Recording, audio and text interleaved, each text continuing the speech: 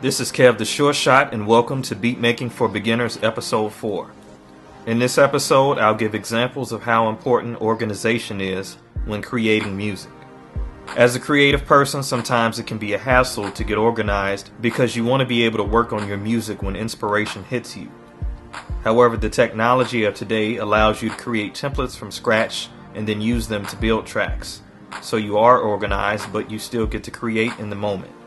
Here's a few examples of how organization can help you out. As a hip-hop producer, I deal with sounds from all types of sources. It's important to stay organized for many reasons. One, it's important to keep track of records that you sample in the event that it needs to be cleared. For example, if you end up landing a placement on a major album where you used a sample, it will need to be cleared, otherwise you risk being sued or just losing out on the placement. 2, keeping track of samples once you chop them up makes things a lot easier to find.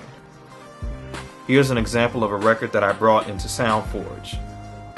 After I made my first edit, I created a folder with the name of the sample to place all my other edits in.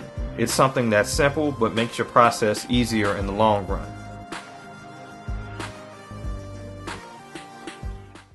The program that I use to sequence my music in is Reason.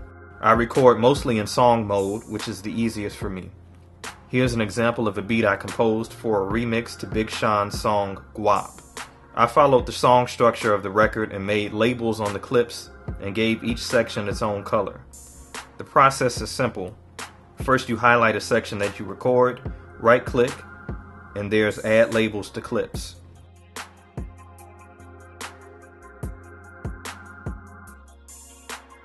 And to change the color, just right click and select the color. Another thing to take from this project is the names that I give to my tracks. For each separate instrument or sound I use, I give it a name.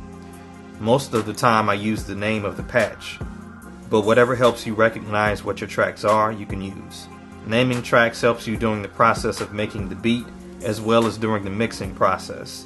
If you're handing your tracks over to someone to mix a session, it's definitely important to have an organized session.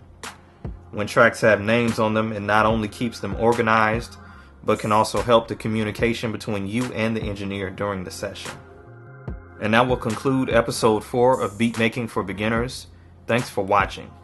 Please subscribe to my channel and visit my blog to receive all updates from Sure Shot Media.